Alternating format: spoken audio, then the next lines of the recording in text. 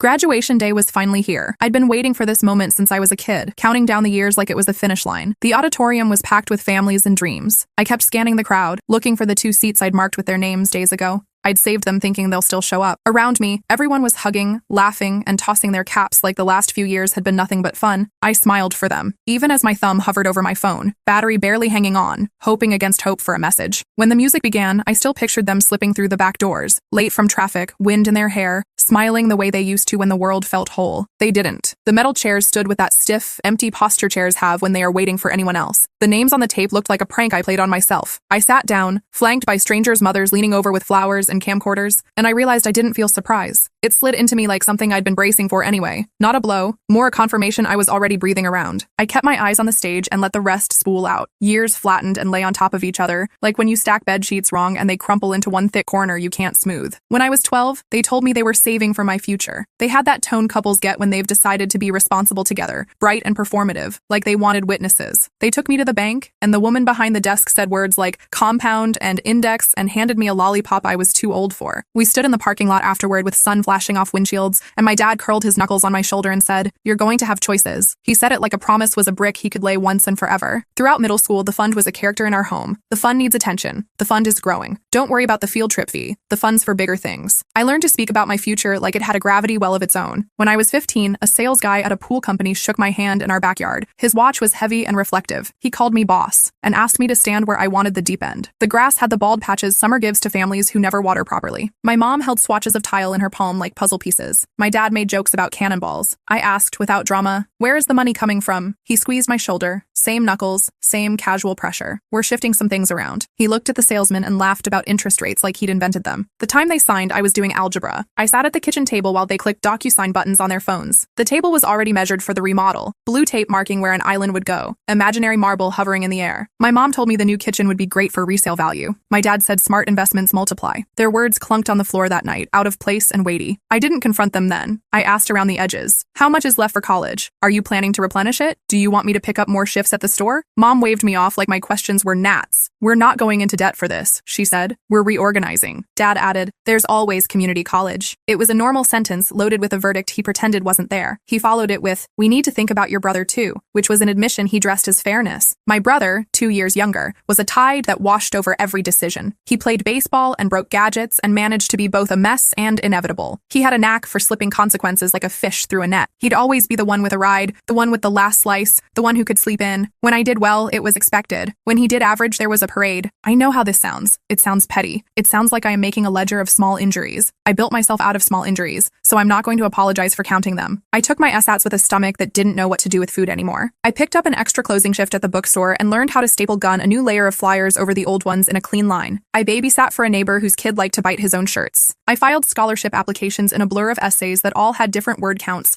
and the same desperate core. I wrote about resilience until the word tasted like chalk. I paid application fees by waiting tables at a chain restaurant that served nachos the size of hubcaps. I sealed recommendation letters and slid them into a folder labeled with my name, like a person could gather up pieces of herself and make a case. The night I got the acceptance from my dream school, I didn't tell them. I forwarded the email to a burner account I made in 10th grade that I used for signing up for free trials. I read the acceptance again in that half-legal space, and I cried in my car in the driveway where the motion floodlight always clicked on and made me a spectacle for the neighbor walking his dog. I cried because the letter assumed there was a net for me. I cried because I was the net. I kept the secret for weeks. I sent in the deposit using 3 prepaid Visa cards and a prize check from an essay contest about civil rights that came with an envelope printed to look like a mailer from Publishers Clearinghouse. I felt like I was committing a small crime. I emailed a counselor to ask how to defer for a semester in case I needed to work more. I asked if there were payment plans that didn't break a person in half. When I finally told my parents, I did it over spaghetti. It was a Tuesday, and the table was now the renewed model with smooth edges and cold stone. The kitchen remodel had been completed by men who never made eye contact with me and a foreman who flirted with my mom while my dad loudly agreed we were getting clean lines. The pool was filled and blue. The excavated dirt had stained our fence a permanent rust. I said, I got in, and my mom smiled like I'd said I was pregnant. She snapped a napkin open like a flag. My dad said, let's be realistic. He didn't look up from his phone. They never asked to see the acceptance. They asked about costs. They asked about my brother's schedule and how my move-in date would inconvenience their trip to my aunt's lake house. They said the words responsibly and adult like they were weapons. My mom mentioned the community college 3 times, made it sound like I was refusing a generous offer. When I brought up the fund, she made a face. The pool will add value, she said again. The night I found out my brother's fund was intact and larger than mine ever was, errors? It was because my dad left a financial statement on the printer. The paper feeder spit it out after my laundry sheet. This polite little betrayal sliding into my hands. My name had 3 digits and a comma. My brother's name had more. There were notes in the margins about bonds maturing for him. I thought, there it is. The truth I've been orbiting. I put the paper back in the tray. Not perfectly skewed like he'd left it, but near enough I wouldn't get caught right away. I didn't sleep that night. Sleep felt like trusting the floor. I kept working. I learned the craft of keeping myself alive. I stacked classes back to back on 2 days and worked the rest. I took notes on the bus and ate apples until the skin sliced the roof of my mouth. I kept a spreadsheet color-coded with bills, tuition payments, textbook swaps, and which friends would lend me their PDF of the expensive econ text if I bought them coffee.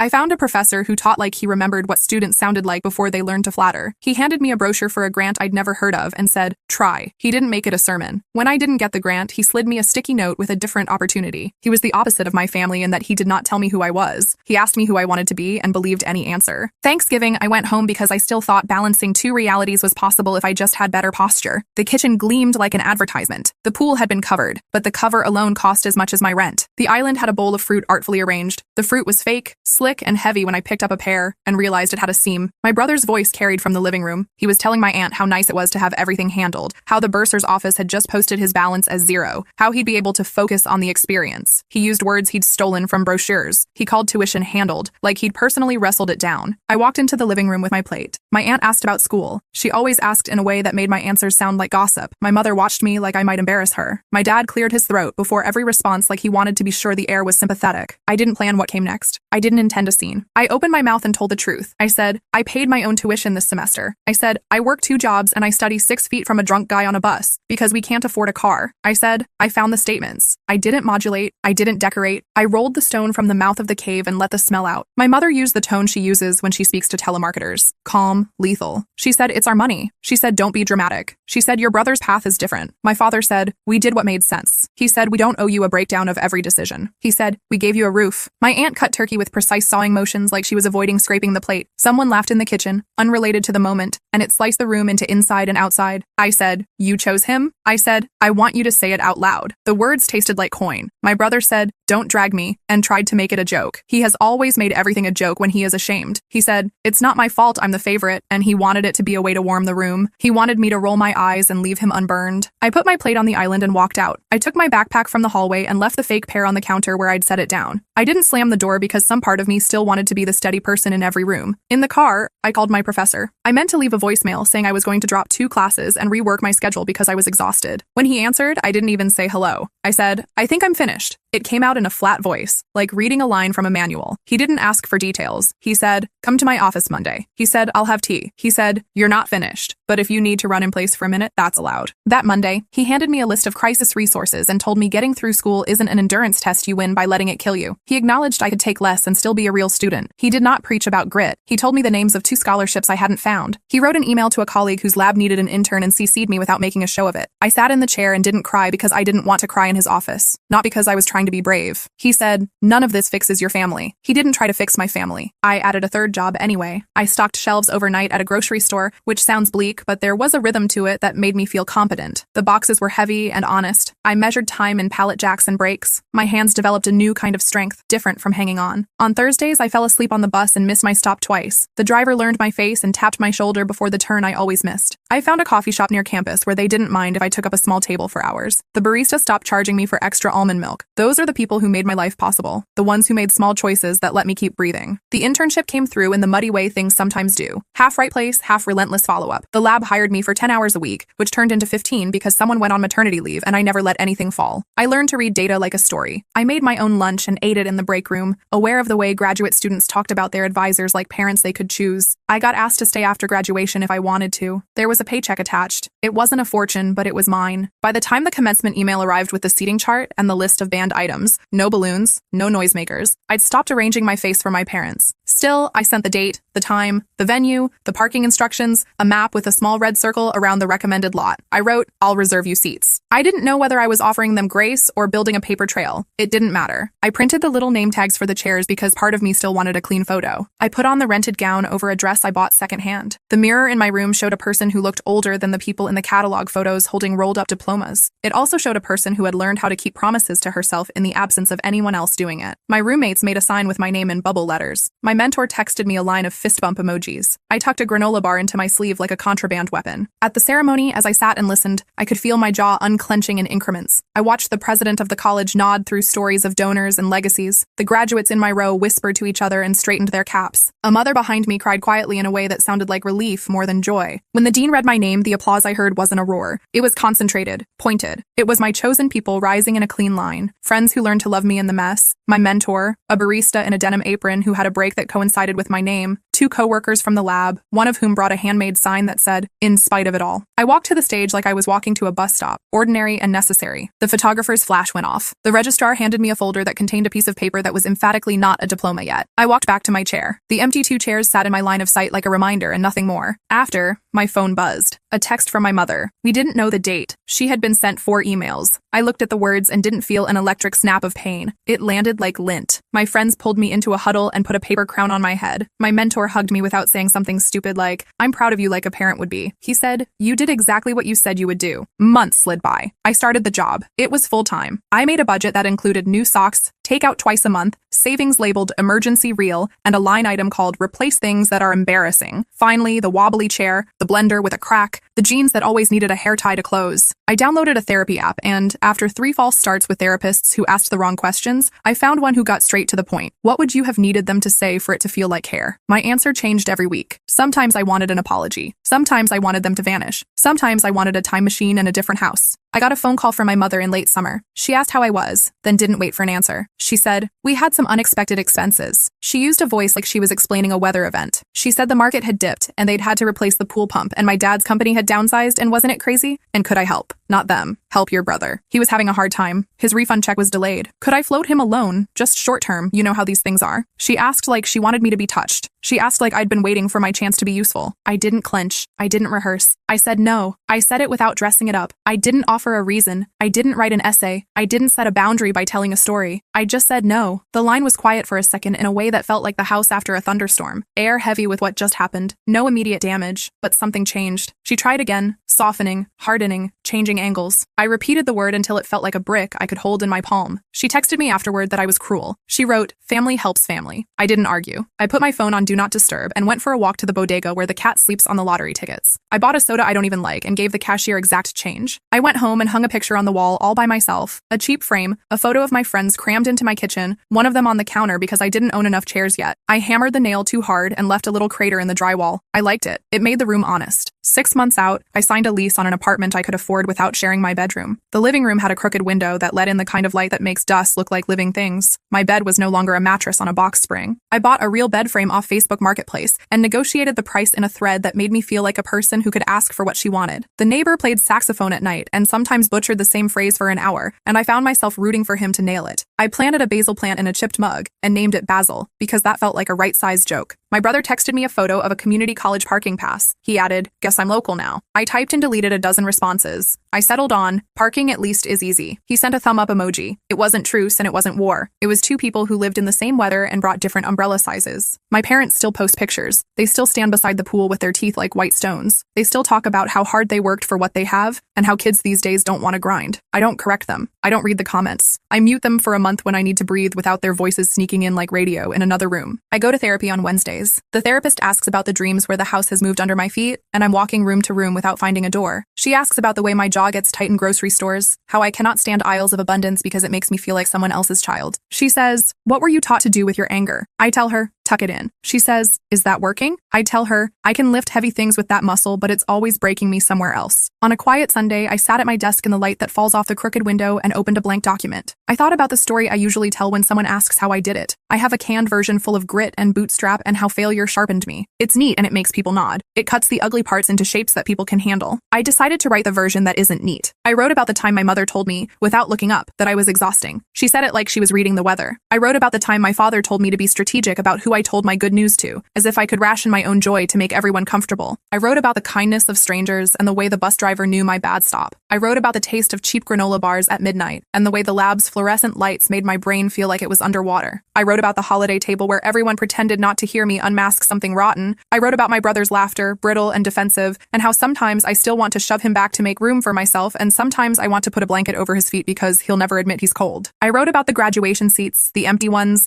the paper name tags curling at the corners, mirrors because tape never holds on metal for long in cold rooms. I wrote about how, when my name was said out loud, the people who loved me made a sound that made my shoulder blades lower by an inch. I wrote about my mother's text, the one that claimed ignorance like a strategy, and how my response was a hallway I chose not to walk. I wrote about saying no on the phone without shaking. I wrote about the part of me that still wants an apology, and the part of me that has stopped seeking it like a ticket to entry. I don't believe in need endings. You cut off contact, someone gets sick, you loosen your boundary, you tighten it again, you hire an accountant, you make a will, you learn the name of a cat who isn't yours, you consider what it means to be your own parent. Some days I am filled with a bright fury. Some days I am a lake. Some days I look at the pool photos and think about resale value, and wonder if my mother's kitchen still smells like lemon oil she learned about on YouTube. I can want contradictory things and not be dishonest. I can miss the version of them they were for me when I was 12, and still believe that the real version never looked up from their phones when it counted. Last week, my mentor emailed me a link to a fellowship I didn't think I could win. It required a personal statement and 3 references and a list of publications I don't have yet. I stared at the application portal and felt that old tightness in my chest that lives like a tenant I didn't invite. I almost closed the tab. Instead, I opened my resume and added the job I always leave off, the overnight stocking gig, because nothing has taught me more about persistence than slicing open cardboard with care not to cut what's inside. I wrote the personal statement like I write this, without trimming. I didn't bleed for anyone in it. I didn't perform my pain. I exported it to PDF and felt something uncoil. If you're reading this, I'm not here for advice. I'm here because some stories deserve sunlight, and silence doesn't grow anything. I used to pack all of this away in tidy boxes labeled context and understanding, and they did the best they could. Maybe they did, maybe they didn't. It doesn't matter now because I learned something bigger. The life I wanted was never theirs to give me. They spent the money, but I found a richer currency. My own work, my own resilience, my own joy. I built a life from the ground up, and every inch of it is mine. It's morning light spilling over a chipped mug, basil leaves brushing the glass, the hum of the fridge in my first real kitchen. It's the saxophone next door finally hitting the note he's been practicing for weeks. It's the quiet pride of paying my rent, hanging my own pictures, cooking dinner for friends who have become family. They can keep their pool and countertops. I'll keep the life I earned, the people I chose, and the freedom to decide my own path. Because in the end, they didn't take my future. They handed me the chance to prove I could create it myself. And I did. And I will. Again and again.